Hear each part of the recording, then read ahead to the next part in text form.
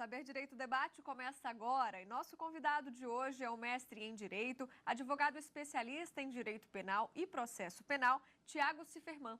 Ele esteve com a gente aqui durante toda a semana apresentando um curso sobre a teoria geral da pena e a diferença entre pena e a medida de segurança. Professor, muito bem-vindo ao Saber Direito Debate. Muito obrigado, inclusive, pela oportunidade de estar aqui. Bom, para quem não teve a oportunidade de acompanhar todas as aulas, vamos fazer uma breve explicação aqui da diferença entre pena e medida de segurança. O que diferencia essas duas causas? Caríssima, sem muitas delongas, a pena e a medida de segurança, a primeira coisa que o aluno deve saber é que tem uma comunhão muito grande, porque as duas são modalidades de infração, né? São modalidades de sanção penal. Então, ou eu aplico a pena ou aplico a medida de segurança. Qual que é a diferença significativa dos dois? A pena, ela se destina àqueles indivíduos que são imputáveis, um termo que a gente usou no decorrer das aulas. Já a medida de segurança, ela se destina, em regra, ao inimputável. Todavia, existe uma outra figura em meio a extras, em meio a imputável e em meio a inimputável, chamado semi-imputável. O semi-imputável é aquele indivíduo que, sob determinadas condições, ele pode receber em contrapartida ao ato que ele praticou, ou uma medida de segurança, ou, no caso, uma pena. Lembrando também que a pena, ela pode ser, por exemplo, de reclusão e de detenção. Que também o pessoal faz confusão com isso, né? Quando a pena é de reclusão, ela admite 3 regimes. O juiz ele pode, no caso, condicionar na sentença que o indivíduo vai, no caso, receber em contrapartida um regime fechado, ou um regime semiaberto, ou um aberto. Aí o aluno me pergunta, mas e a medida de segurança, professor? Como é que eu baseio essa sanção e como é que o juiz vai colocar ela na sentença? O juiz vai fazer a mesma coisa. O paradigma do juiz é a lei, é o crime que foi praticado. Ele vai olhar na pena e vai olhar, lá tem reclusão, detenção. Se for reclusão, o indivíduo que vai estar sujeito à medida de segurança, ele vai receber, então, uma internação. Uma internação. Se não for reclusão, for detenção, ele vai ter, em contrapartida, um tratamento ambulatorial que é muito mais brando. Então, na verdade, quem fica atrás das grades é apenas aquele que realizou, no caso, um crime sujeito à pena. No caso, seria o imputável ou, às vezes, dependendo do caso, o semi-imputável. O semi-imputável é a única figura que aparece nos dois. Ele pode receber tanto pena quanto medida de segurança. E, além disso, o que os alunos puderam aprender nessa semana ao longo do curso? Os caríssimos, né, como eu os chamo geralmente, eles puderam presenciar, na teoria da pena, algo que eles não podem exatamente perceber quando eles estudam a teoria do delito. A teoria do delito é muito repleto de, teorias no sentido estrito. Então, é muito difícil o aluno colocar estas teorias em prática. E, para isso, ele precisaria de uma bagagem maior. Agora, na teoria da pena, não. Na teoria da pena, você consegue ser mais prático para o aluno. Por exemplo, se o juiz faz uma sentença, como é que ele chega até essa pena em concreto? Quais são os efeitos dessa pena em concreto? E qual que é a conclusão que você retira quando você sabe qual que é a pena e o regime inicial de cumprimento de pena?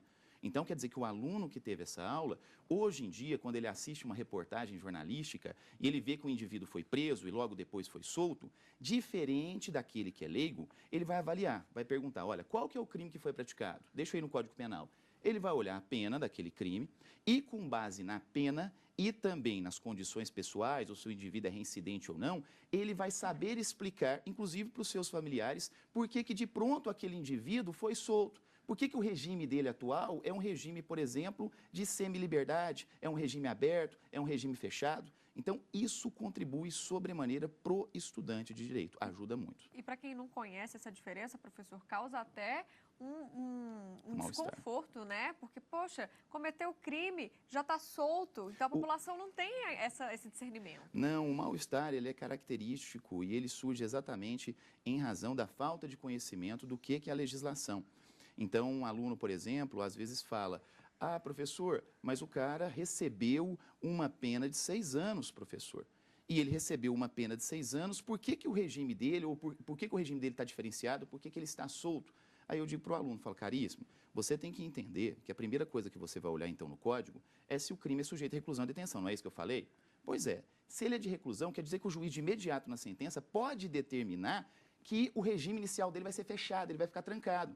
Todavia, ele só vai ficar trancado se a pena cominada para aquele crime, ou seja, a pena que o juiz aplicou, é uma pena que superior a 8 anos. tem que ser superior a 8 anos. Se for uma pena de 6 anos, por exemplo, esse indivíduo não é reincidente, ele vai para onde? Vai para o semiaberto. Então, é algo assim que chega a ser muito simples para quem está acostumado com a prática, mas que chega a indignar aqueles que não estão acostumados.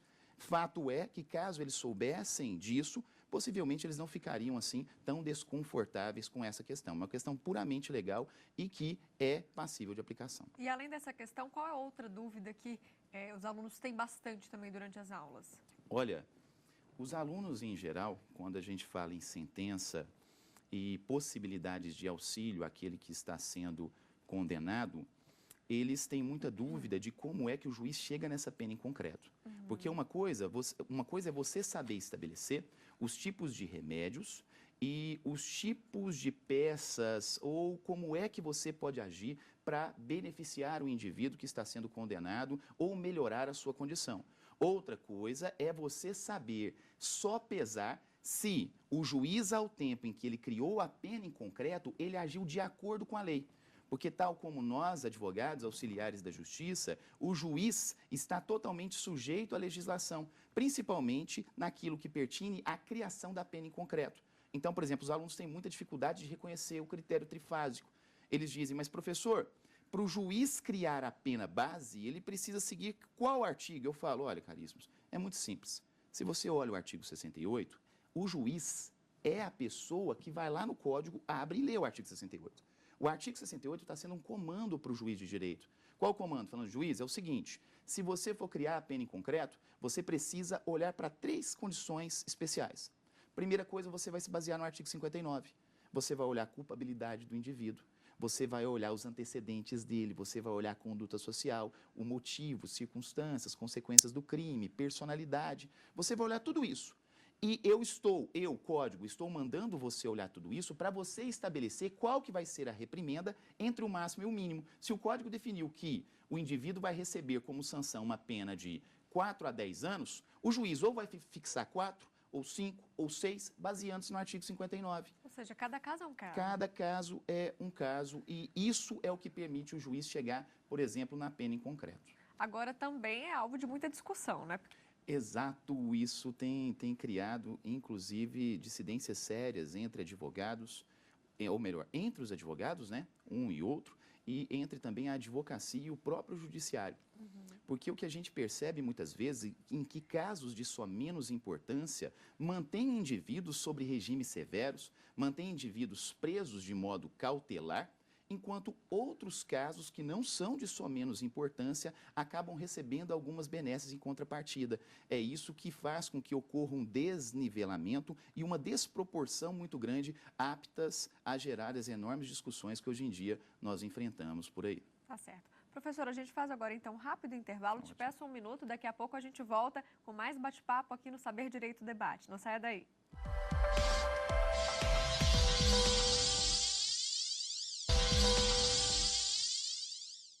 Voltamos com o debate. Hoje a gente conversa sobre teoria da pena no Brasil e medida de segurança. Quem fala comigo é o advogado Tiago Ciferman.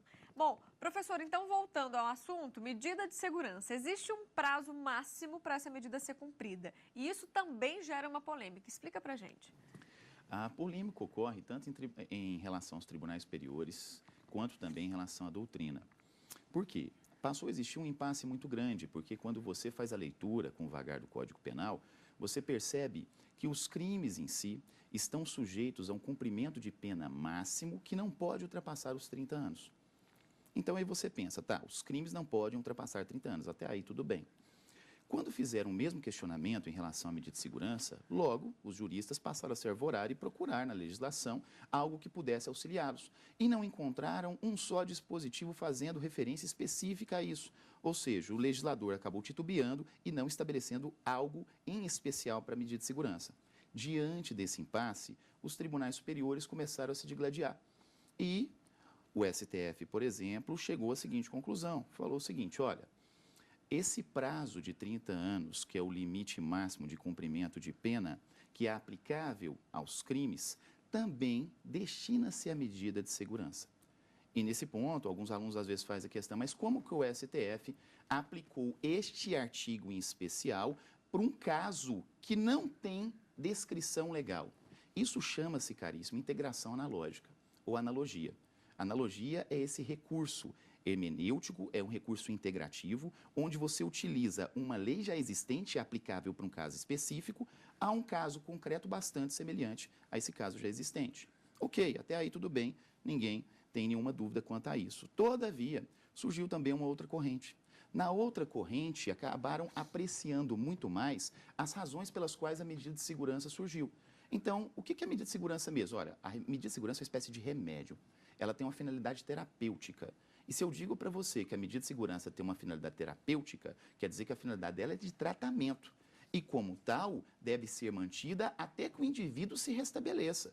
Então, essa é a óbvia conclusão. Ou seja, eu vou aplicar a medida de segurança e ela vai continuar sendo aplicada até aquele indivíduo que é inimputável ou semi-imputável se restabeleça as condições de normalidade. É isso. Perfeito. Enfim, entre uma corrente e entre a outra corrente, acabou surgindo estas divergências. Além das duas, absurdamente, surgiu uma terceira.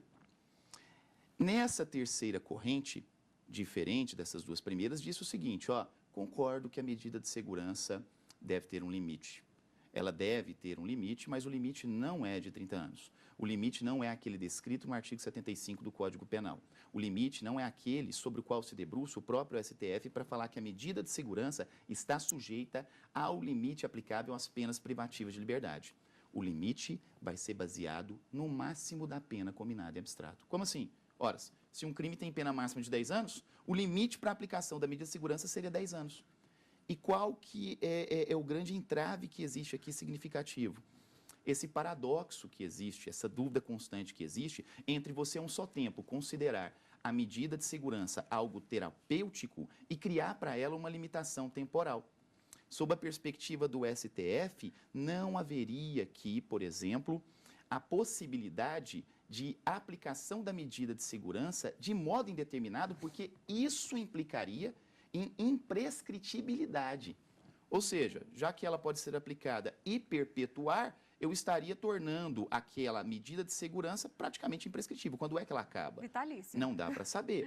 Agora, sob outra perspectiva, o próprio STJ, quando sentou sobre esse tema e passou a analisá-lo, disse, STF, agora falando de uma maneira nada formal, STF, calma aí, deixa eu pensar um pouquinho.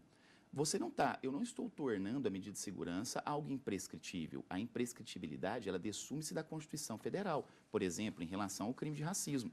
Eu só estou dizendo aqui que essa medida de segurança, ela vai ter um limite fixo e que esse limite fixo pode ser baseado na pena combinada em abstrato, tá bom? Então, 3 correntes para vocês, caríssimos. A primeira, o STF, dizendo que a medida de segurança tem um tempo máximo de 30 anos, aplicação analógica do artigo 75 do Código Penal. A segunda corrente diz que ela tem caráter indeterminado, ou seja, o indivíduo vai continuar sofrendo a medida de segurança até que se restabeleça. E a terceira, ela tem um caráter determinado, mas que se baseia no máximo da pena combinada em abstrato. E na sua opinião, professor, qual é a mais viável? A mais viável é diferente de qual eu acredito. A mais viável, sinceramente, eu imagino que seja a do STF. Exatamente pela ausência de infraestrutura constante de um sistema penitenciário já totalmente Falido, né? agressivo, que eu até falo assim, e atentatório aos direitos humanos, onde você não consegue enxergar a viabilidade de insertar nesse sistema meios para internações e tratamentos ambulatoriais a indivíduos que precisam deste tipo de remédio, precisam desse tratamento terapêutico. Não consigo vislumbrar isso dentro da nossa sistemática estrutural. Agora, no que eu acredito? Eu acredito, sinceramente, que a medida de segurança com a finalidade terapêutica, ela tinha que ser aplicada pelo Estado até que o indivíduo se restabelecesse. Professor, onde que está o obstáculo, o problema? Porque todas essas medidas alternativas, medidas de segurança, a gente vê que não tem essa ressocialização, ele não sai de lá um indivíduo novo, correto. Na sua opinião, onde é que está o erro? É interessante isso, porque eu vi falando com os meus alunos, seja de pós-graduação, seja de graduação, inclusive na minha dissertação do mestrado, eu falei bastante sobre o sistema penitenciário. E o que a gente chega é a conclusão devastadora que aquilo que você lê e aquilo para o qual o direito penal foi projetado não é algo que está sendo aplicado. quando você lê, por exemplo, o artigo 59 do Código Penal, você chega à conclusão logo no final dele que a pena ela serve a um só tempo para prevenir crimes e para reprovar crimes.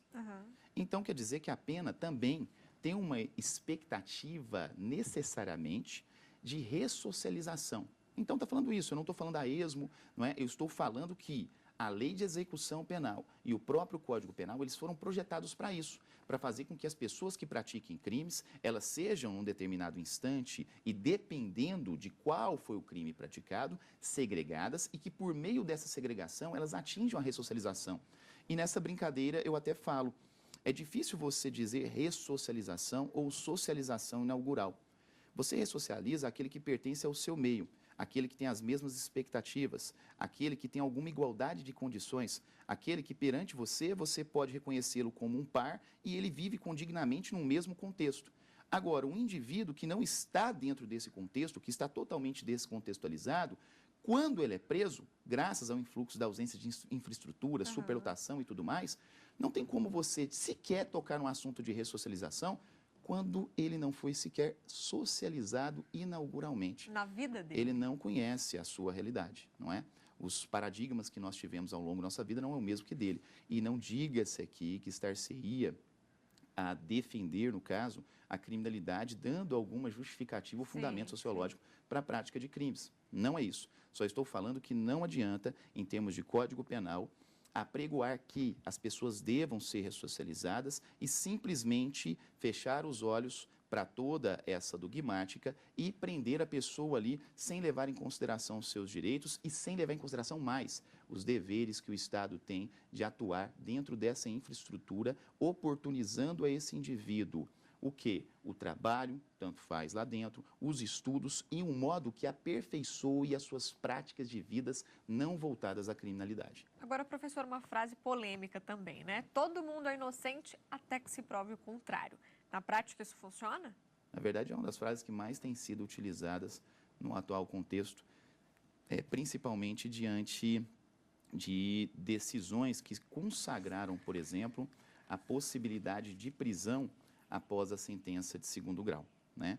É algo que nos preocupa, mas ao mesmo tempo que nos preocupa, é algo que faz com que nós consigamos, assim, refletir mais sobre o tema. Aí você pergunta, mas como, professor? Qual reflexão que é essa? Quando você permite que o indivíduo seja preso sem o trânsito em julgado, você está dizendo já que ele vai, ou a ele vai ser aplicado de modo antecipado o cumprimento de pena, mesmo que exista recurso. E estes recursos possuem a possibilidade, por exemplo, o condão de alterar de maneira significativa, por exemplo, aquela condenação, seja beneficiando o indivíduo, seja apresentando alguma nulidade ou algo que eive o processo. Então, sob essa perspectiva, é bastante preocupante. Por quê? Porque a nossa Constituição Federal, até então, há 5 anos, o Supremo Tribunal Federal aplicou o mesmo entendimento, dizia-se: todo mundo é inocente até que se prove o contrário, e a prova em contrário é exatamente o trânsito em julgado da sentença penal condenatória. Não só na Constituição Federal extraía-se esse entendimento, mas do próprio artigo 283 do CPP, que dizia que o indivíduo só poderia ser detido e preso, que diz ainda, até após o trânsito em julgado da sentença penal condenatória. Quando aconteceu isso, vários constitucionalistas, vários criminalistas começaram a se levantar sobre o assunto. Alguns constitucionalistas começaram a falar sobre a questão da abstrativização das decisões do Supremo Tribunal Federal, porque a partir do momento que o Supremo Tribunal Federal adotou essa postura, vários outros juízos começaram a adotar também, como se tivesse alguma força vinculante. O aluno precisa prestar muita atenção nisso e passar a conjugar o direito constitucional com o direito criminal. Ele precisa pensar, olha, a decisão do STF, a partir dela, surgiu alguma súmula? Não, não surgiu. Não foi uma decisão reiterada. Tem alguma súmula vinculante sobre isso? Não surgiu. Ah, foi uma decisão em controle difuso? Ótimo, mas eu te pergunto, essa decisão não tem um condão de vincular os outros tribunais. Não tem um condão de vincular os outros tribunais. Sabido disso, e mesmo assim, principalmente aqui no estado de Goiás, por exemplo, no estado de Goiás, meu estado de origem, basicamente lá tem sido aplicado isso. Então quer dizer que sem trânsito em julgado, mesmo você com possibilidade de recurso, o seu cliente acaba sendo sujeito a uma prisão ou um cumprimento provisório não, cumprimento antecipado da pena, porque não é uma modalidade de prisão provisória. sem analisar o que? O mérito do recurso. O que é, para mim, em termos de advocacia, é totalmente absurdo, né? Tá certo. Professora, a gente faz uma rápida pausa. No próximo bloco, eu quero saber a sua opinião também sobre audiências de custódia. Não saia daí, a gente volta já.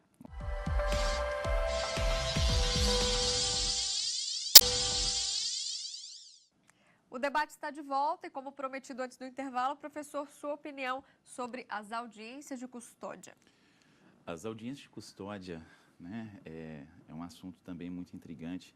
Eu tenho participado frequentemente delas e acho em discordância, tanto alguns advogados quanto alguns juízes também e promotores principalmente, que as audiências de custódia elas são benéficas sim, tá? Elas são benéficas e por diversas razões. Quando você olha os diplomas internacionais, desde o Pacto São José da Costa Rica e em relação a outros sobre os quais o Brasil é signatário, você percebe a obrigatoriedade de apresentação daquele que foi preso no menor tempo possível para a autoridade. Lá não diz exatamente se é autoridade apenas judiciária ou não, mas fala autoridade. E no nosso contexto, nós entendemos que apenas o único que pode realizar um juízo valorativo das circunstâncias, ou seja, as circunstâncias pelas quais foi praticado o delito e analisar exatamente a possibilidade de manutenção ou não da prisão, é o juiz. Nestes termos, eu digo não apenas para os meus alunos, mas para os meus colegas, sobre o avanço da audiência de custódia, por quê? O advogado criminalista, ele é procurado muitas vezes em situações que exigem uma atuação muito imediata. Então, não é algo que você possa simplesmente sentar, refletir e esperar por dias, porque a pessoa está sofrendo com a constrição da sua liberdade e você, de imediato, tem que tomar alguma postura. Nesse sentido, a partir do momento em que o indivíduo é preso em flagrante, após a lavratura do auto e a remessa desse auto para o juiz de direito, o que o juiz faz? Ele vai determinar ali, não de ofício, mas que aquele indivíduo seja apresentado posteriormente na audiência de custódia. Então, ele vai fazer uma listinha, uma ata ali de audiência com todos os nomes.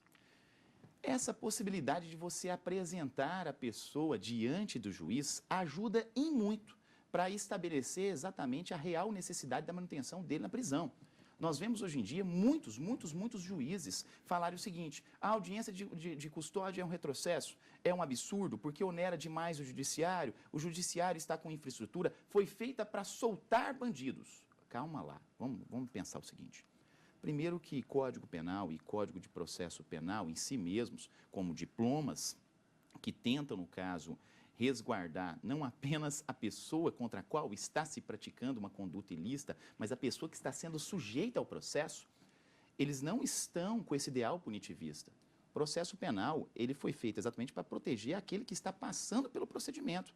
Ou seja, dar a ele uma série de garantias e uma série de normas contra as arbitrariedades do Estado. E a audiência de custódia vem em amparo a isso, dizendo: meu caro, você não vai ficar sujeito apenas ao crivo do delegado de polícia e vai ficar aí sujeito a esta cela até que o seu advogado tome uma medida cabível perante o juiz e essa medida seja formalizada por meio de uma peça, o que é extremamente moroso. Agora, mesmo que sem advogado, o indivíduo é apresentado diante do juiz e o juiz vai analisar os autos da prisão em flagrante ali de imediato.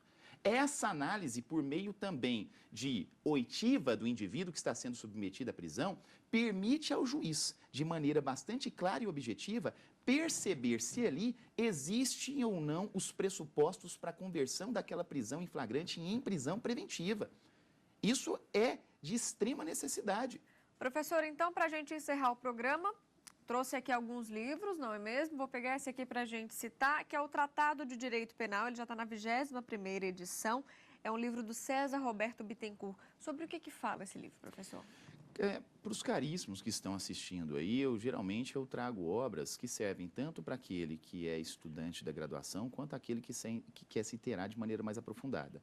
Na maior parte das notas de rodapé dos autores mais modernos, Guilherme de Souza Nucci, Capês e tudo mais, consta estes indivíduos: César Roberto Bittencourt, Luiz Regis Prado. Então, um aluno que quer aperfeiçoar o seu conhecimento partindo dos clássicos, ele vai promover essa leitura, tá? Do Bittencourt e também do Luiz Regis Prado. Que é esse aqui, Prado. Curso de Direito Penal Exatamente. Brasileiro. A gente não vai ter tempo para mostrar tudo, professor, mas basicamente para quem está na área ou se interessa, por onde começar nas obras bibliográficas?